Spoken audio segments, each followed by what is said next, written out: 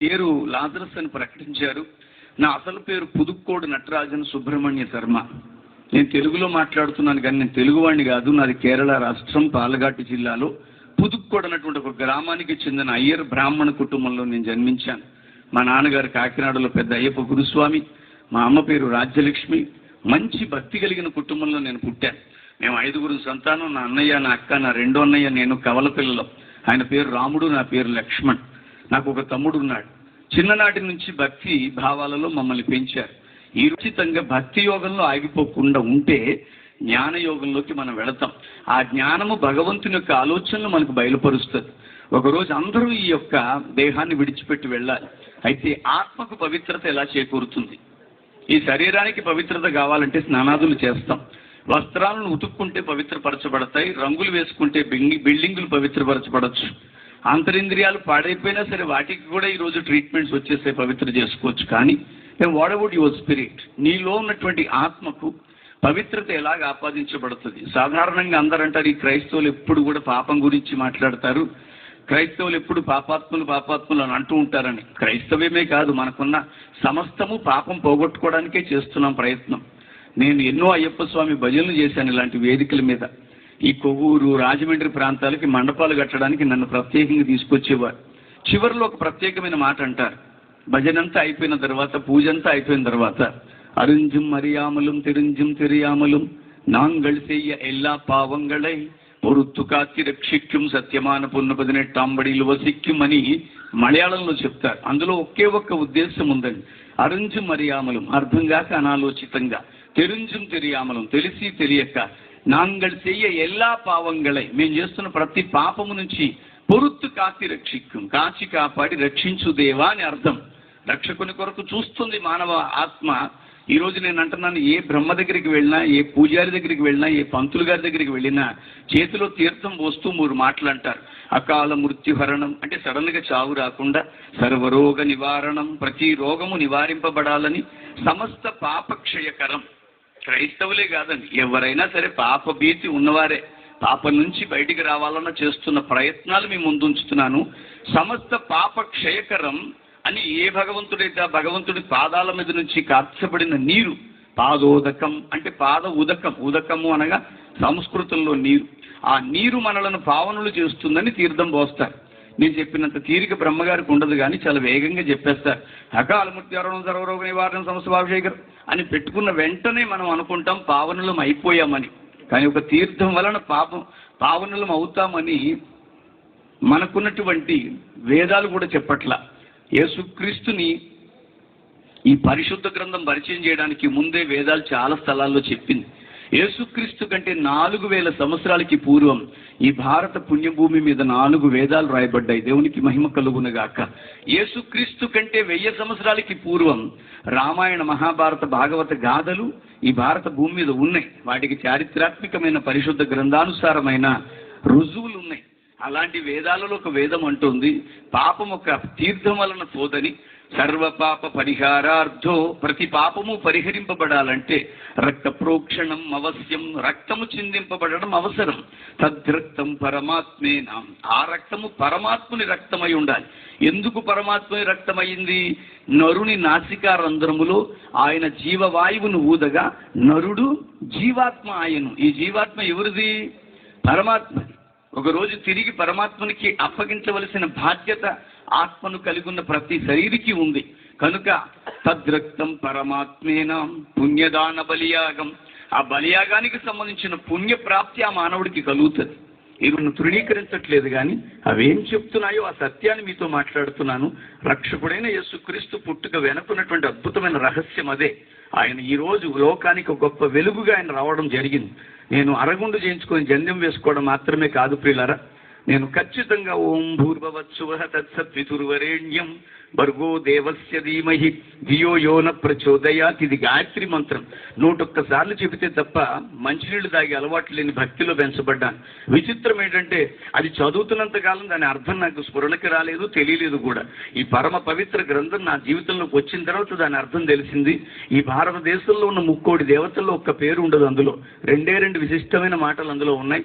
అందులో మొట్టమొదటిది దేవస్య ధీమహి, ఈ భూమి మీద ఉన్న అన్ని నామముల కంటేను పైనామముగా ఉన్నవాడా, అది ఎందులో ఉందో తెలుసా? నా బైబిల్లోనే ఉంది. లోకస్తులు ఈరోజు చూస్తున్నటువంటి ఈ వెలుగుని అర్థం చేసుకోలేకపోతున్నారు. అందుకనే ధియోయోన ప్రచోదయాగతిలో చెప్పబడుతుంది, లోకస్తులు లోకేశులు తెగిన తుది అలోకంబగు ఆలోకములో పెంచీకటి ఆవుల వెలుగుతున్న ఓ వెలుగా అని గజేంద్ర మోక్షంలో చెప్పబడిన ఆ వెలుగునే ఈ రాత్రి నేను యేసుక్రీస్తుగా ప్రకటిస్తున్నాను. దేవునికి స్తోత్రం కలుగునగాక. ఆ వెలుగు లోకములోనికి వచ్చెను, అయితే ఈ లోకము దాన్ని గ్రహింపకుండునట్లుగా అవిశ్వాసులైన వారి మనోనేత్రములకు గుడ్డితనాన్ని కలిగిస్తున్నాడు ఈ లోక సంబంధమైన దేవత. నేను అంటున్నాను, ఇక్కడ దేవత అంటే ఎవరినో మీరు పోల్చుకోవద్దు.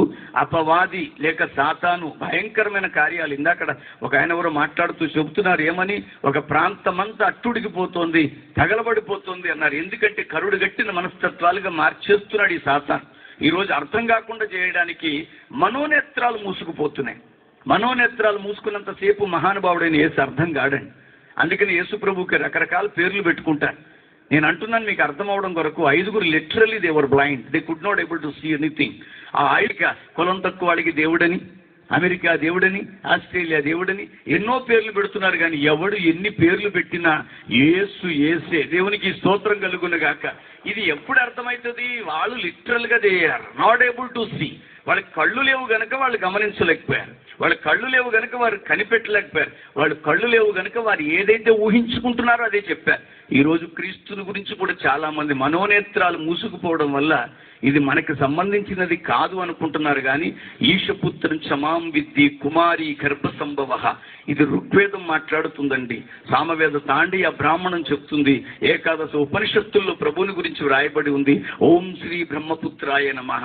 బ్రహ్మపురాణం మీరు ఎంత చదివినా బ్రహ్మకి పుత్రిక ఉంది కానీ కుమారుడు లేడు.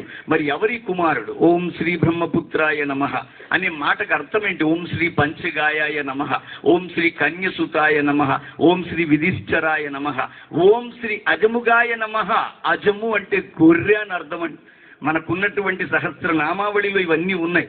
వీటన్నిటిని బట్టి ఇవన్నీ ఎవరిని సూచిస్తున్నాయంటే, ఇదిగో లోక పాపములను మోసుకొని పోవు దేవుని గొర్రెపిల్లగా అవతరించిన ప్రభువుని గురించే. దేవునికి స్తోత్రం కలుగునగాక. కనుక ఆ ప్రభువుని విజ్ఞానముతో లేక జ్ఞానముతో అర్థం చేసుకోవడానికి ప్రయత్నం చేస్తే పాపాన్ని నుంచి మనల్ని కాపాడడానికి పుట్టాడే తప్ప మత స్థాపకుడిగా ఆయన పుట్టలేదు. ఆ మాటలు ముగించే ప్రయత్నం చేస్తున్నాను. యేసుక్రీస్తు కంటే 563 సంవత్సరాలకి పూర్వం ఒక మహానుభావుడు జన్మించాడు. ఆయన ఉత్తమమైనటువంటి స్థితిలో రాజయ్యాడు, వివాహం చేసుకున్నాడు, బిడ్డగన్నాడు. ఒకరోజు ఆయన రోడ్డు మీదకి వచ్చినప్పుడు అడుక్కునే వాడిని ఒకరిని చూసి, ఏందయ్య ఇతను చేస్తున్నాడంటే, ఇతను భిక్షాటన చేస్తున్నాడు రాజా. ఎందుకు చేస్తున్నాడంటే, అందరి పరిస్థితి మంచిది కాదు, కొందరు ఉన్నవాళ్ళు కొందరు లేనివాళ్ళు అనేసరికి ఓహో మానవ జీవితంలో ఇది ఒకటి ఉందనుకున్నాడు. మరో సందర్భంలో బయటకు వచ్చినప్పుడు ముడతల పడిపోయిన దేహస్తున్న ఒకరిని చూసి, ఏంటంటే ఇతను ఇలాగున్నాడంటే వార్ధక్యంలో ఉన్నాడు అన్నాడు. మానవ జీవితంలో ముసలితనం అనేది ఒకటి ఉందని గ్రహించుకున్నాడు. అంత మాత్రమే కాదు, మరొక సందర్భంలో బయటకు వస్తే పాడి మీద పెట్టుకొని ఒకరిని మోసుకొని వెళుతుంటే, ఎందుకంటే అతను అలా పట్టుకెళ్తున్నారంటే అతను పట్టుకెళ్ళట్లేదు, అతను పోయాడన్నారు.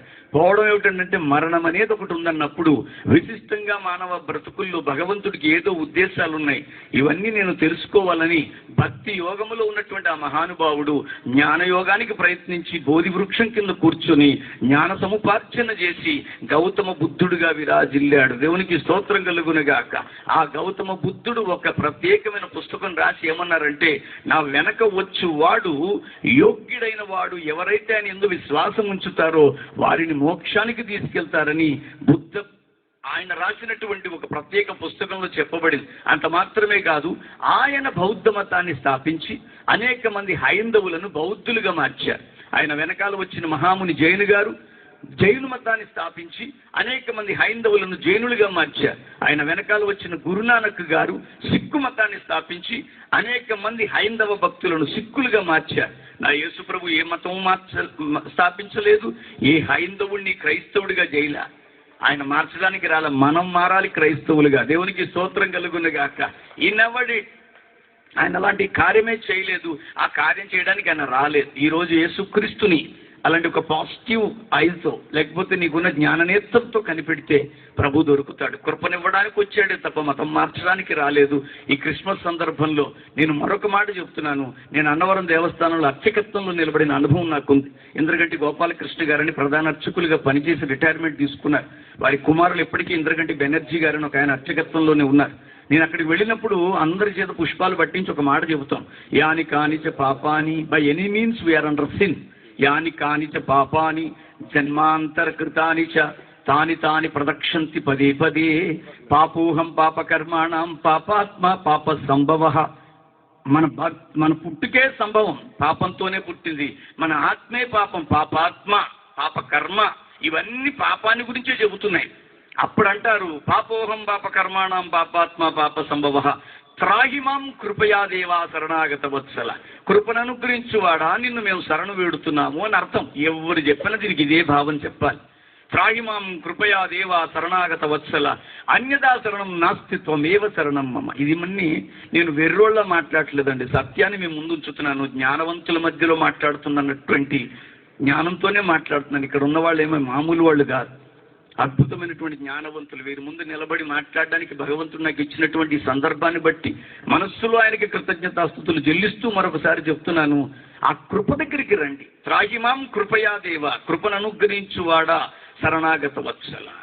కృపను అనుగ్రహించువాడా, ప్రపంచంలో ఏ వాంగ్మయాన్ని మీరు చదివినా నా కృప నీకు చాలు అన్న మాట అన్న దేవుడు బైబిల్లోనే ఉన్నాడు. దేవునికి స్తోత్రం.